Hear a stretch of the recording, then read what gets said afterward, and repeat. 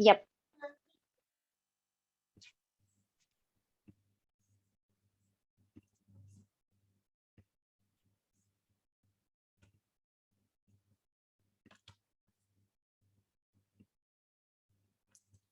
From mind energy to spiritual energy. Letting go of a resistance is easier said than done. I still don't see clearly how to let go. If you say it is by surrendering, the question remains how?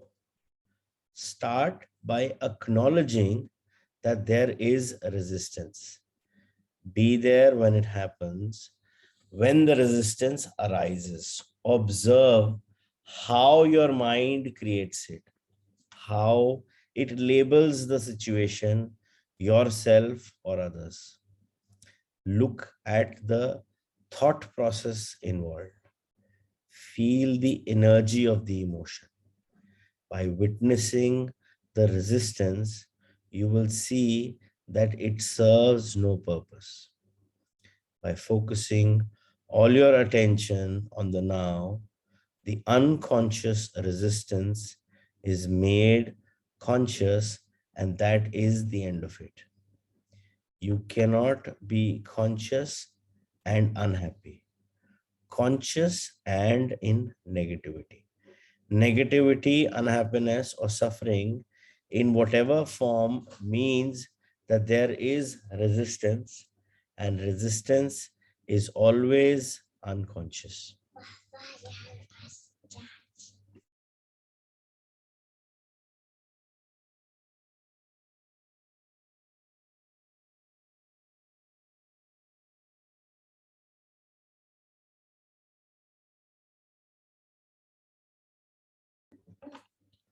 Surely, I can be conscious of my unhappy feelings.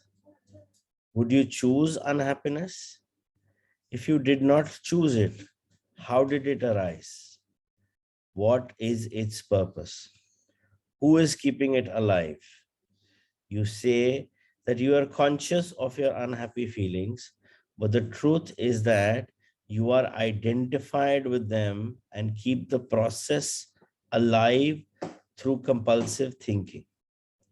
All that is unconscious. If you were conscious, that is to say, totally present in the now, all negativity would dissolve almost instantly. It could not survive in your presence.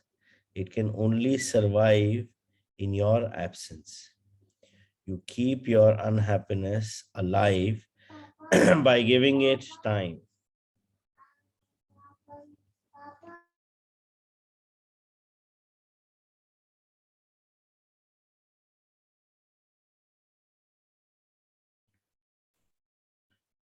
It could not survive in your presence. It can only survive in your absence. Even the pain body cannot survive for long in your presence. You keep your unhappiness alive by giving it time. That is its lifeblood.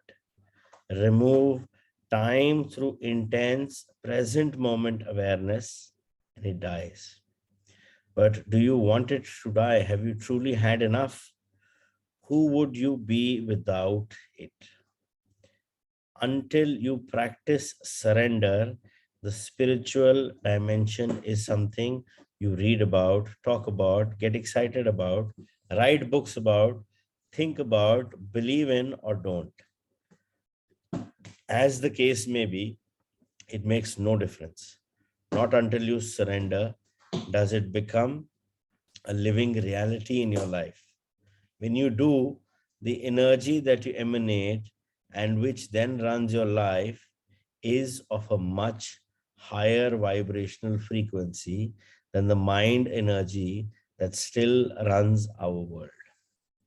The energy that created the existing social, political, and economic structures of our civilization, and which also continuously perpetuates itself through our educational systems and the media. Through surrender, spiritual energy comes into this world. It creates no suffering for yourself, for other humans, or any other life form on the planet. Unlike mind energy, it does not pollute the earth and it is not subject to the law of polarities, which dictates that nothing can exist without its opposite. That there can be no good without bad.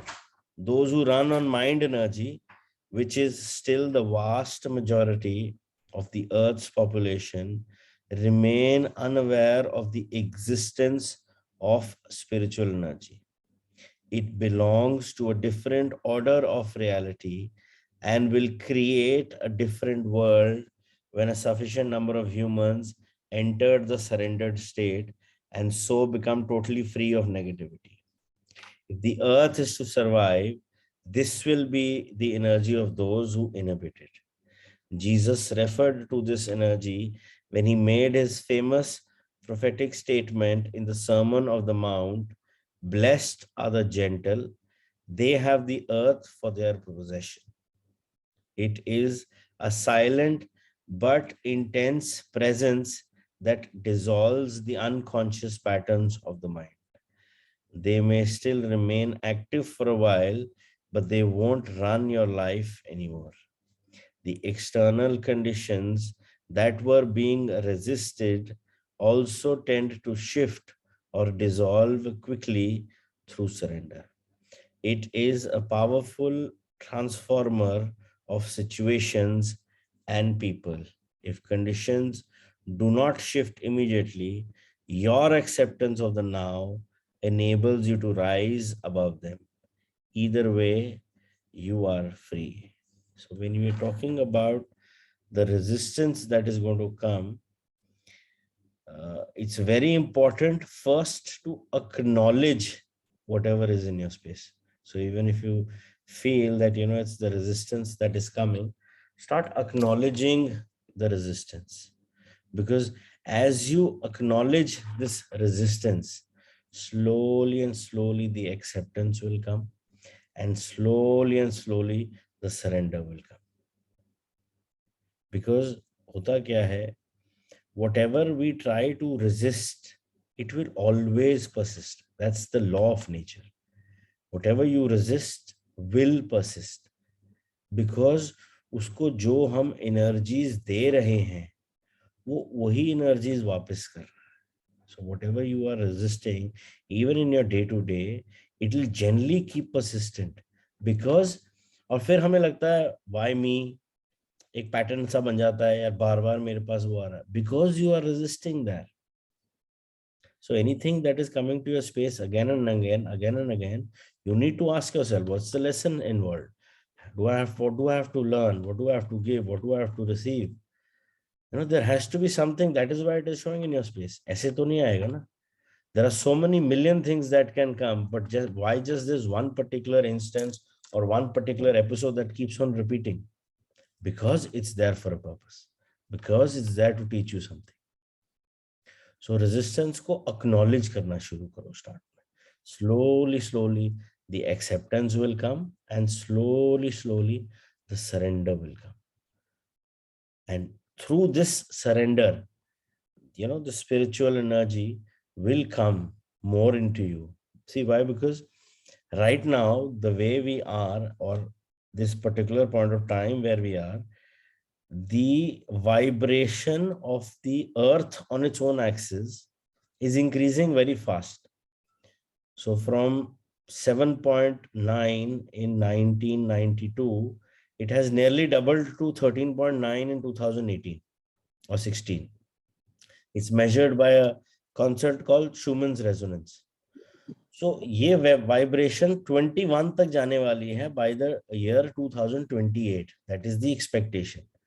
So जब अर्थ की vibration इतनी strong और fast हो रही है, that is the right time, and this is now a very clear indication. In order to survive on planet Earth, we have to raise our own vibrational frequency. Otherwise, we will not be able to sustain in this earth. It just started. Now this particular concept, what I'm talking about, Schumann's resonance, ने जब वो measure किया, what was happening? How they came up to this figure, that they were sending in rockets and उन्होंने एक frequency, एक vibration programming में डाली हुई थी. But once the rockets were coming back on Earth, they were crashing and they were unable to determine कि ये क्यों हो रहा है. Why is it that this is happening? So then they actually, started calculating कि Earth की खुद की एक vibrational frequency है on its axis. तो जब वो कैलकुलेट की गई तो वो पता लगा वो तो बहुत फास्ट बढ़ रही है. That is why since 2012, it said from 2012 to 2028 is a transition period from Dwapar Yuga to Treta Yuga, which is a higher ascension. So in order to be capable to be in that Treta Yuga, we need to increase our vibrational frequency. And that is one particular reason why a lot of people in the last 2-3 years are getting into so much of spirituality, because that's the need of the hour. Corona आया, Ukraine war हो गई, Sri Lanka bankrupt हो गया. These have never happened before. Why? Why now? Because this is going to be there and it is going to continue till 2028 with its peak in 2025 or 26. So things are going to be like this, but there's going to be a lot of question marks about a lot of things in life, and they will continue till 2028 because this is part of our ascension of the planet. And this is one particular time that a lot of people from other planets are actually helping human beings on School of Earth. So you have a lot of incarnations which are not from Earth as of now. You have a lot of diamond children. So we need to work on this vibrational frequency, and we have to increase our vibrational frequency in order to survive on planet Earth. ये survival की बात हो चुकी है. So, you see a lot of people now getting into meditations, talking about meditation. So many yoga centers have opened up, and everybody is, getting into that awakened mode because of this ascension. It's very important to work on your own vibrational frequency.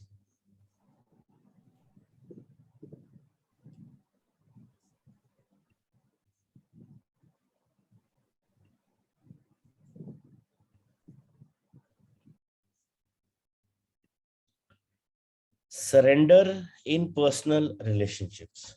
What about people who want to use me, manipulate me, control me? Am I to surrender to them? They are cut off from being. So they unconsciously attempt to get energy and power from you. It is true that only an unconscious person will try to use or manipulate others, but it is equally true that an unconscious person can be used and manipulated. If you resist or fight unconscious behavior in others, you become unconscious yourself. But surrender doesn't mean that you allow yourself to be used by unconscious people, not at all. It is perfectly possible to say no firmly and clearly to a person, or to walk away from a situation and be in a state of complete inner non-resistance at the same time. When you say no to a person or a situation, let it come not from reaction, but from inside, from a clear realization of what is right or not right for you at that moment. Let it be a non-reactive no, a high quality no, a no that is free of all negativity, and so creates no further suffering. So there is no harm in saying no. It's an actual issue with a lot of people that they find it very difficult to say no. Is one of the most common phenomena on planet Earth, where so many people have become people pleasers that they actually have a difficulty in saying no to the other person. So saying no it's okay, but you need to see where that no is coming from. It should not be a reaction, but it should be a clear insight ki, I've evaluated what was there, and yes, I do not want to be a part of it. And it's absolutely okay to do that. And it's absolutely okay to say no. There is no harm, but it should not be a reaction.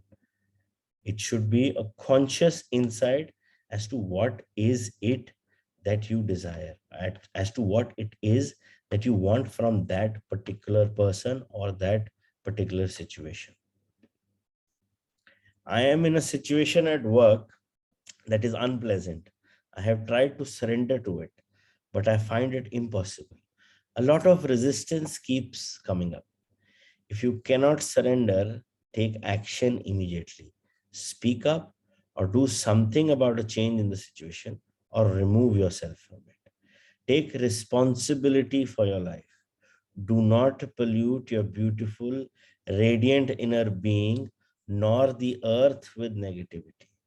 Do not give unhappiness in any form whatsoever a dwelling place inside you.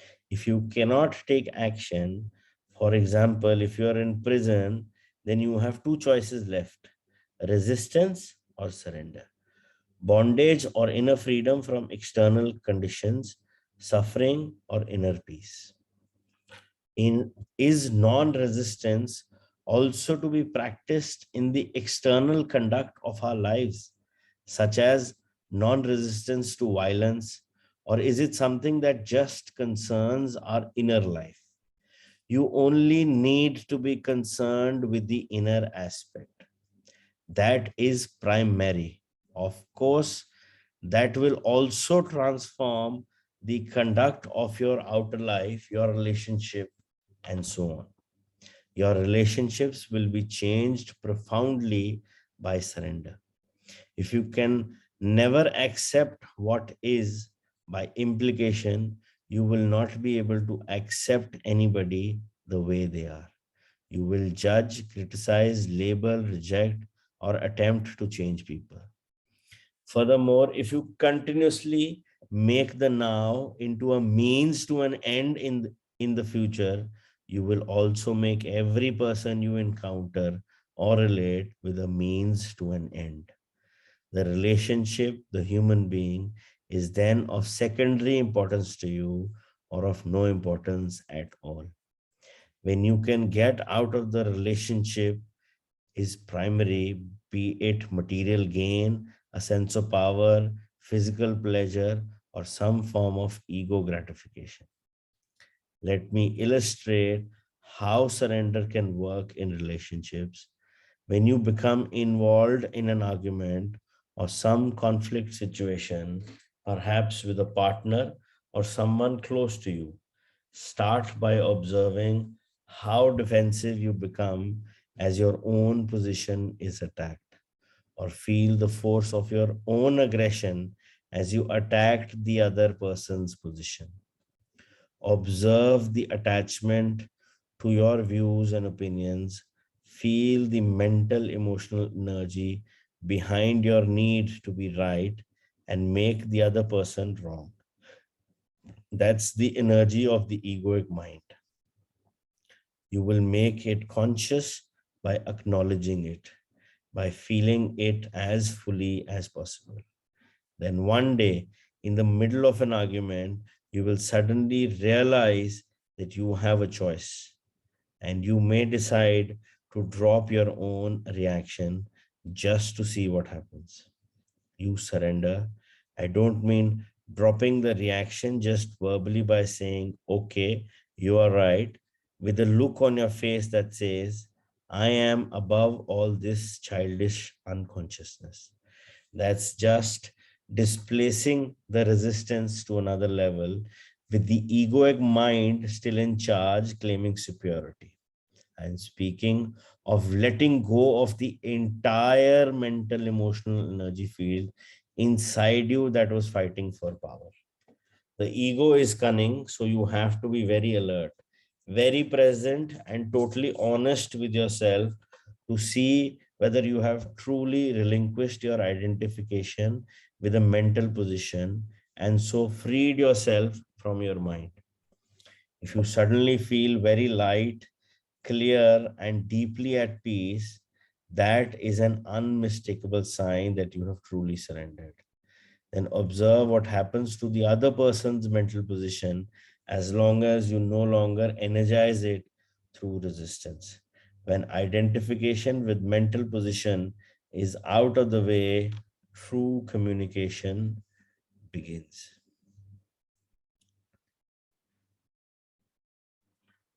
See, at the end of the day, we are in this journey where we need to be connected to what is inside of us.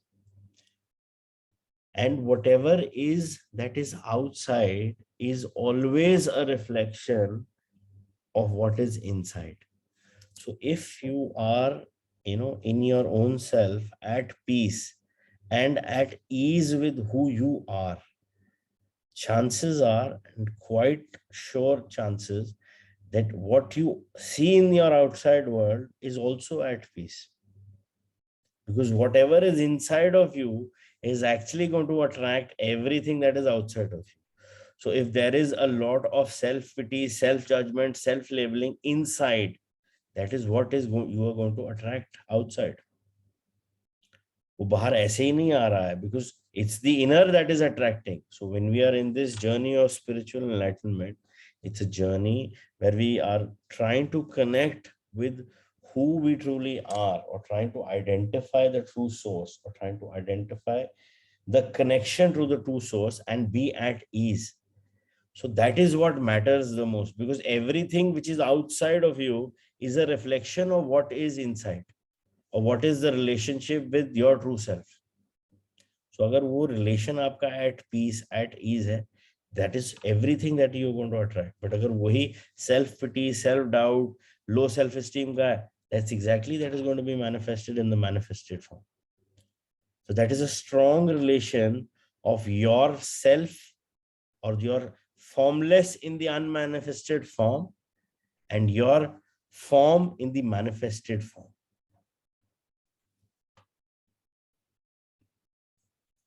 What about non-resistance in the face of violence, aggression, and the like? Non-resistance doesn't necessarily mean doing nothing. All it means is that any doing becomes non-reactive. Remember, the deep wisdom underlying the practice of Eastern martial arts: don't resist the opponent's force, yield to overcome. Having said that, doing nothing when you are in a state of intense presence is a very powerful transformer and healer of situations and people. In Taoism, there is a term called Wu Wei, which is usually translated as actionless activity, or sitting quietly doing nothing. In ancient China, this was regarded as one of the highest achievements or virtues. It is radically different from inactivity in the ordinary state of consciousness, or rather unconsciousness, which stems from fear, inertia, or indecision. The real doing nothing implies inner non-resistance and intense alertness. On the other hand, if action is required, you will no longer react from your conditioned mind, but you will respond to the situation out of your conscious presence. In that state, your mind is free of concepts, including the concept of non-violence. So, who can predict what you will do? The ego believes that in your resistance lies your strength, whereas in true resistance cuts you off from being the only place of true power. Resistance is weakness, and fear masquerading as strength. What the ego sees as weakness in your being, in its purity, innocence, and power. What it sees, what it sees as strength is weakness. So the ego exists in a continuous resistance mode and plays counterfeit roles to cover up your weakness, which in truth is your power. Until there is surrender, unconscious role playing constitutes a large part of human interaction. In surrender, you no longer need ego defenses and false marks. You become very simple, very real. That's dangerous, says the ego. You'll get hurt, you'll become vulnerable. What the ego doesn't know, of course, is that only through letting go of resistance, through becoming vulnerable, can you discover your true and essential invulnerability. So definitely the mind, the egoic mind is going to be a strong barrier in terms of connecting you to that source, connecting you to that feeling of being. Because ego का जो काम है ना, उसको सारा time attention चाहिए. But whereas अगर हम हर एक चीज में एक्सेप्टेंस, एक्नॉलेजमेंट ला देंगे या एक्सेप्टेंस ला देते हैं या सरेंडर कर देते हैं, there is no conflict, because in that state you are accepting it as it is. There is no ifs, there is no buts. So there is nothing for the ego to do, there is nothing for the mind to perceive, because you are accepting it or acknowledging it as it is without the jack. तो mind और ego को तो पसंद नहीं है. They need some masala in life. तो नहीं, ये तो आपको खराब कर देगा, ऐसे तो you will become very vulnerable, people will take advantage of you, you will get hurt very easily, this is not right. So it will keep coming up with so many different answers that it's so amazing to actually note sometimes when you're trying to consciously make an effort to see what games the mind is trying to play. But हाँ, उसमें आपको ये खास ध्यान रखना पड़ता है that you need to be aware that you're coming from a premise of witnessing what the mind is doing rather than being flown away into what the mind is going to do. Because chances are आप भी उस thought में इतना engross हो जाते हो that you forget why were you here. So it's very important. Mind is a very, with the combined with the ego can get very tricky at times. So it has to be used for our benefit, and we don't need to fall down to it. It has to be for the best use, because you as a human being, a spiritual being in a human body, have been given a mind, have been given this body. But what is your true purpose? What is your true role of being on this planet of Earth is to experience something. उसी के लिए आपको mind दिया गया है, उसी के लिए आपको बॉडी दी गई है. So they are part of what you are here to experience, but they are not the one who's going to be driving you all the time.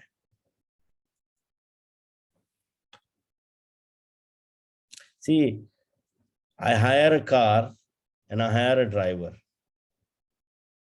Okay. And I'm traveling somewhere. Who decides where am I going? Does the driver decide where I'm going, or does the car decide where I'm going?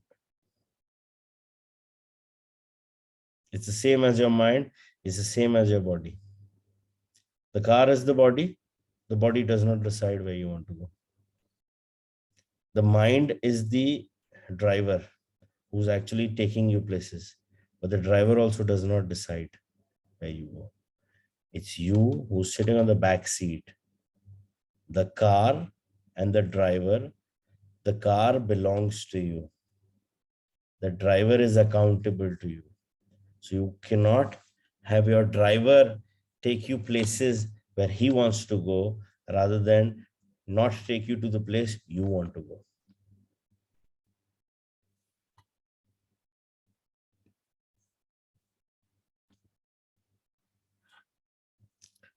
Transforming illness into enlightenment. If someone is seriously ill and completely accepts their condition and surrenders to the illness, would they not have given up their will to get back to health? The determination to fight the illness would not be there anymore, would it? Surrender is inner acceptance of what is without any reservations. We are talking about your life, this instant, not the conditions or circumstances of your life, not what I call your life situation. We have spoken about this already. With regard to illness, this is what it means. Illness is part of your life situation. As such, it has a past and a future. Past and future form an uninterrupted continuum. Unless the redeeming power of the now is activated through your conscious presence, as you know, underneath the various conditions that make up your life situation, which exists in time, there is something deeper, more essential. Your life, your very being in the timeless now. As there are no problems in the now, there is no illness either. The belief in a label that someone attaches to your condition keeps the condition in place, empowers it, and makes a seemingly solid reality out of a temporary imbalance.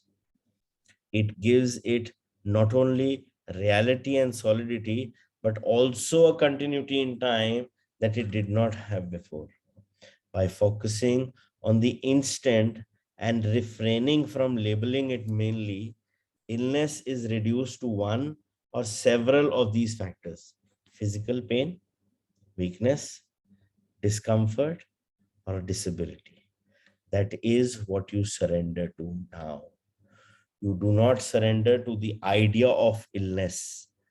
Allow the suffering to force you into the present moment, into a state of intense conscious presence. Use it for enlightenment. Surrender does not transform what is, at least not directly. Surrender transforms you. When you are transformed, your whole world is transformed, because the world is only a reflection. We spoke about this earlier.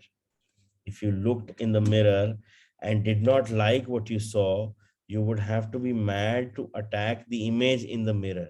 That is precisely what you do when you're in a state of non-acceptance. And of course, if you attack the image, it attacks you back. If you accept the image, no matter what is, if you become friendly toward it, it cannot become friendly towards you. This is how you change the world. Illness is not the problem. You are the problem. As long as the egoic mind is in control, when you are ill or disabled, do not feel that you have failed in some way. Do not feel guilty. Do not blame life for treating you unfairly, but do not blame yourself either. All that is resistance. If you have a major illness, use it for enlightenment. Anything bad that happens in your life, use it for enlightenment. Withdraw time from the illness. Do not give it any past or future. Let it force you into the present moment awareness and see what happens. Become an alchemist. Transmute base metal into gold, suffering into consciousness, disaster into enlightenment. Are you seriously ill and feeling angry now about what I have just said? Then that is a clear sign that the illness has become a part of your sense of self, and that you are now protecting your identity as well as protecting the illness. The condition that is labeled illness has nothing to do with who you truly are. Out of all the major illnesses or major diseases you have, remember, the diseases, the illnesses are of the body. So if we try to accept this fact that we are not this body, I'm making a bold statement here. If we try to make peace with this statement, that we are not our body, and whatever is, I accept it as it is, and I want to be in the present moment. That is where you make that strong step towards enlightenment. Because then that is a conscious effort on your part about this disassociation, that you are not your body and you are not your mind. But yes, very, very powerful, very difficult, very powerful. But a lot of people have done that. And it's not as difficult as it sounds. It's just a matter of realizing who you truly are, and who you truly are in this journey, and where you are in this journey, and how do you want to be connected to that true source, to that inner self, to that supreme oneness. It's interesting.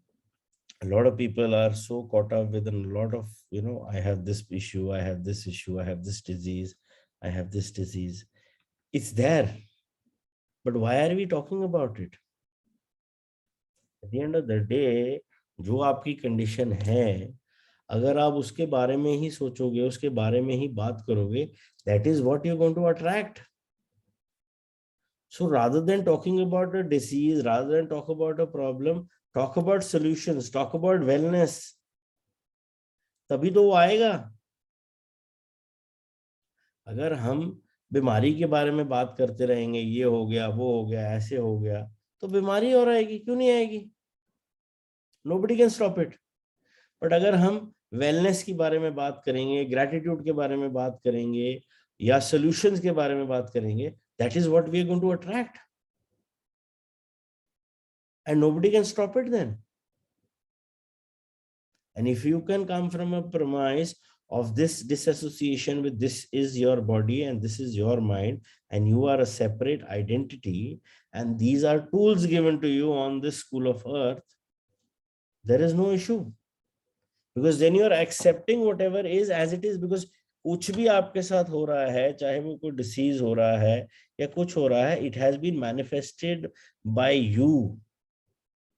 And if it's there in your space, you need to be very clear, it is there to teach you something. हो सकता है वो अपना lesson करके निकल जाए. There are people who have come back from stage 4 cancers without surgery also. How? Is only because they knew what to attract, and they knew is very clearly, okay, if this is it, it's here to teach me something.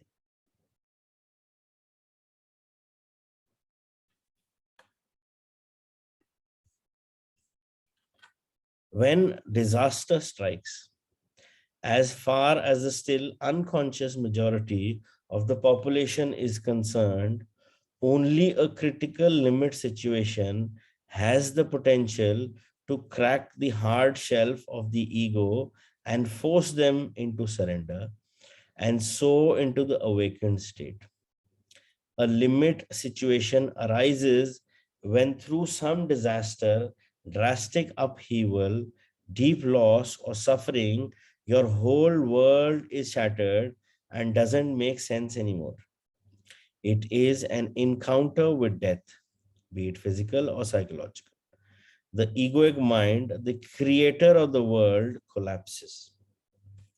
Out of the ashes of the old world, a new world can then come into being. There is no guarantee, of course, that even a limited situation will do it, but the potential is always there. Some people's resistance to what is even intensifies in such a situation, and so it becomes a descent into hell. In others, there may only be partial surrender, but even that will give them a certain depth and serenity that were not there before. Parts of the ego shell break off, and this allows small amounts of the radiance and peace that lie beyond the mind to shine through. Limit situations have produced many miracles. There have been murderers in death row waiting for execution who in the last few years of their lives experienced the egoless state and the deep joy and peace that come with it. The inner resistance of the situation they found themselves in became so intense as to produce unbearable suffering, and there was nowhere to run and nothing to do to escape it, not even a mind projected future. So they were forced into complete acceptance of the unacceptable. They were forced into surrender. In this way, they were able to enter the state of grace with which comes redemption, complete release from the past. Of course, it is not really the limit situation that makes room for the miracle of grace and redemption, but the act of surrender. So, whenever any kind of disaster strikes or something goes seriously wrong, illness, disability, loss of home or fortune, or of a socially defined identity, breakup or a close relationship, death or suffering of a loved one, or your own impending death, know that there is another side to it, that you are just one step away from something incredible, a complete alchemical transmutation of the base metal of pain and suffering into gold. That one step is called surrender. I don't mean to say that you will become happy in such a situation. You will not. But fear and pain will become transmuted into an inner peace and serenity that came from a very deep place, from the unmanifested itself. It is the peace of God which passes all understanding. Compared to that, happiness is quite a shallow thing. With this radiant peace comes the realization, not on the level of mind, but within the depth of your being, that you are indestructible, immortal. This is not a belief.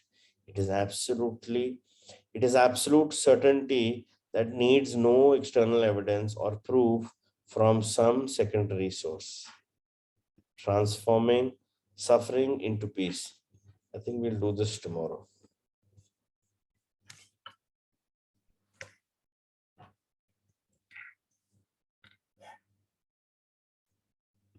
Yeah, anybody has any doubts, any questions